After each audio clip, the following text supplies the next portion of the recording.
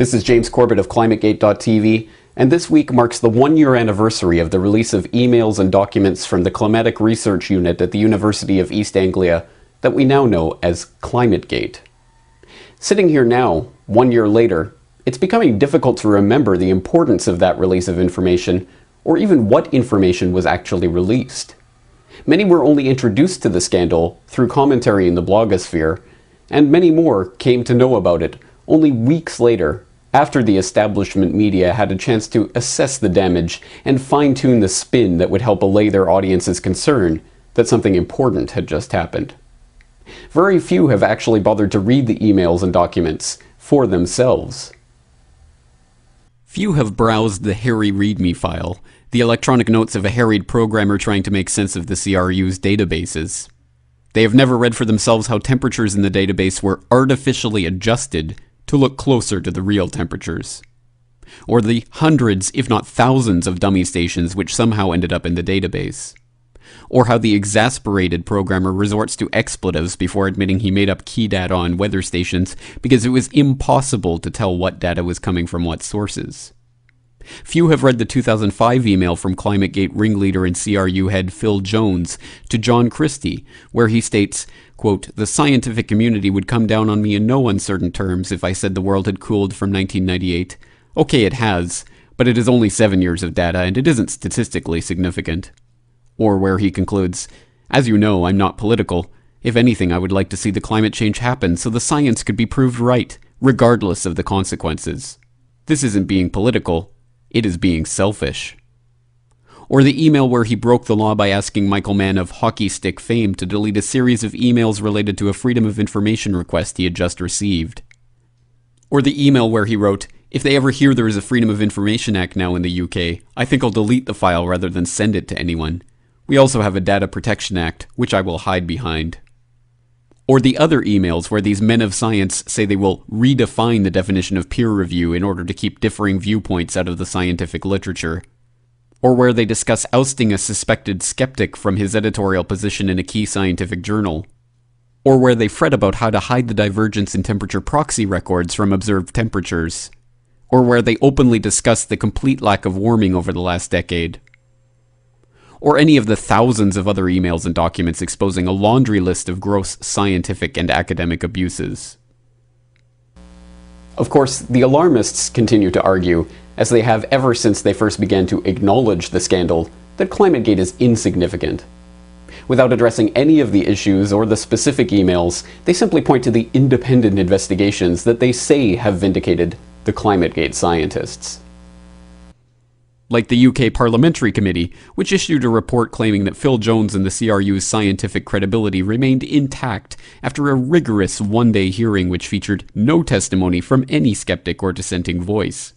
After the release of the report, the committee stressed that the report did not address all of the issues raised by ClimateGate, and Phil Willis, the committee chairman, admitted that the committee had rushed to put out a report before the British election. Or the Oxburgh Inquiry, chaired by Lord Ron Oxburgh, the UK Vice Chair of Globe International, an NGO-funded climate change legislation lobby group. The Oxburgh Inquiry released a 5-page report after having reviewed 11 scientific papers unrelated to the ClimateGate scandal that had been handpicked by Phil Jones himself.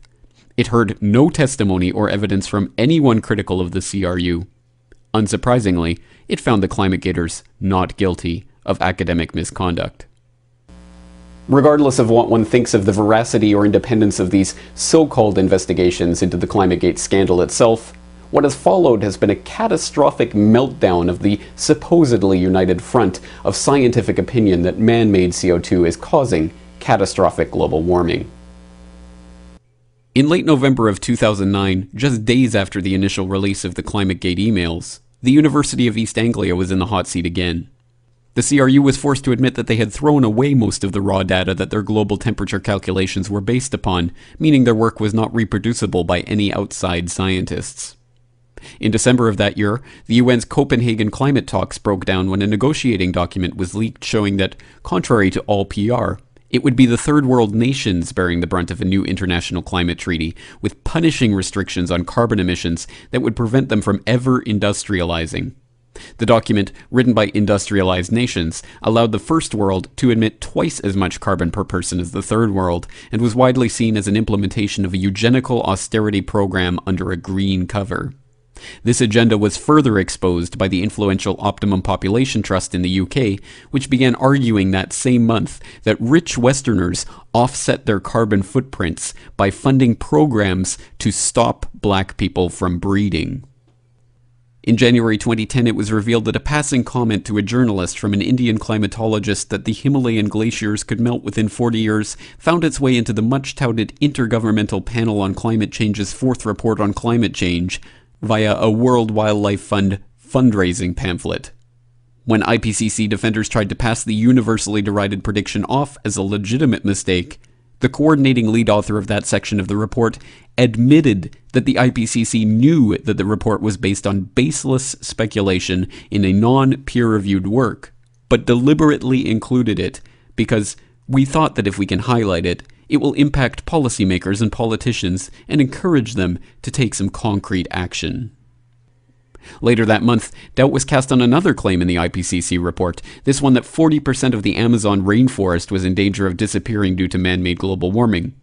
These doubts were confirmed in July when the claim was sourced back to pure, unverified speculation on the now-defunct website of a Brazilian environmental advocacy group. Just this month, the exact opposite of the original claim was shown to be the case when a new study appeared in Science demonstrating that forests in past warming periods were not decimated, but in fact blooming with life, experiencing a rapid and distinct increase in plant diversity and origination rates. Also in January, the UK Information Commissioner ruled that researchers at the CRU had broken the law by refusing to comply with Freedom of Information requests, but that no criminal prosecution would follow because of a statute of limitations on prosecuting the illegal activity. In February, the UK Guardian revealed that a key study co-authored by Phil Jones that purported to show there was no such thing as the well-established urban heat island effect was found to have relied on seriously flawed data. This, according to The Guardian, led to apparent attempts to cover up problems with the temperature data.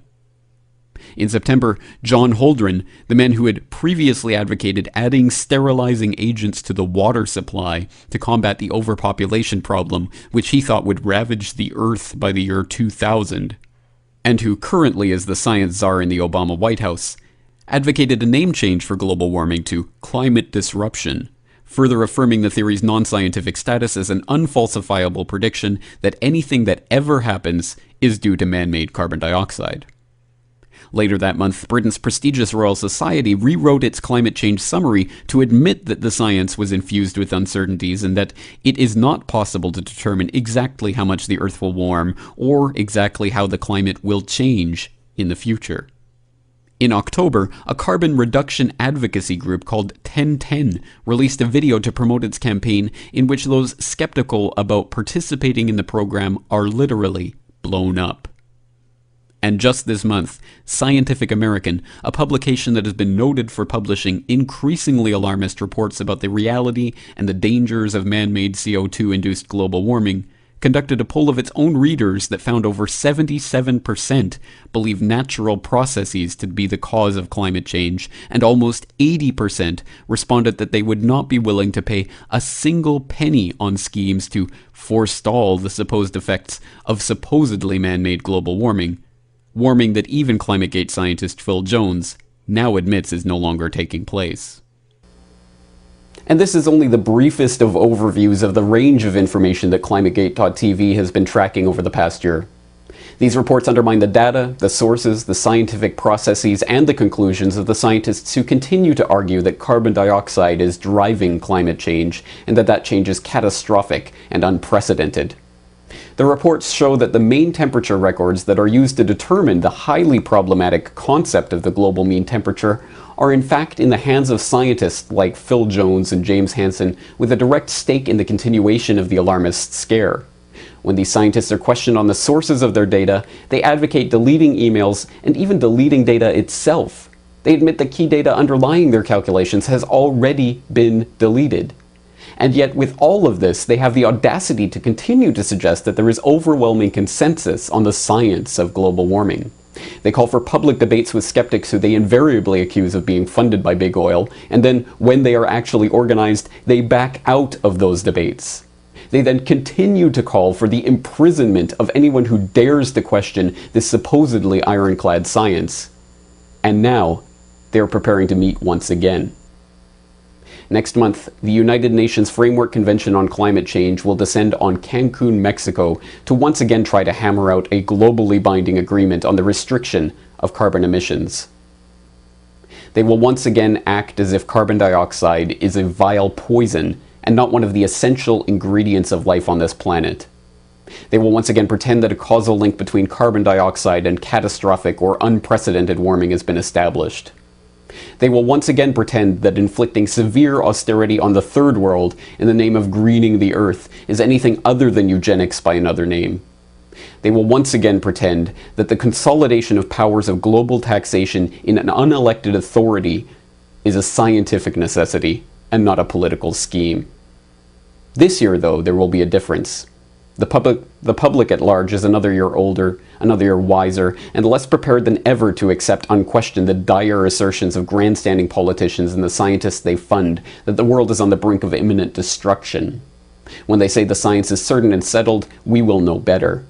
When they say that this is humanity's last chance, we will see them for the chicken littles they have always been. This is not a call for complacency. In fact, now that the public is more skeptical than ever about the climate gators and others of their ilk, the danger of binding international agreements enacted by unelected institutions and empowering global taxation is at an all-time high. They are hoping to ram through an agreement that will put the final nail in the coffin of climate realism before the corpse of the global warming hoax even has the chance to rot. We have to speak out against this fraud now and more loudly than ever. We must make our voices heard when we assert that science is about honesty, openness, the search for truth, and that those who reject those principles will no longer be heeded by a public that has been stretched long past the point of credulity.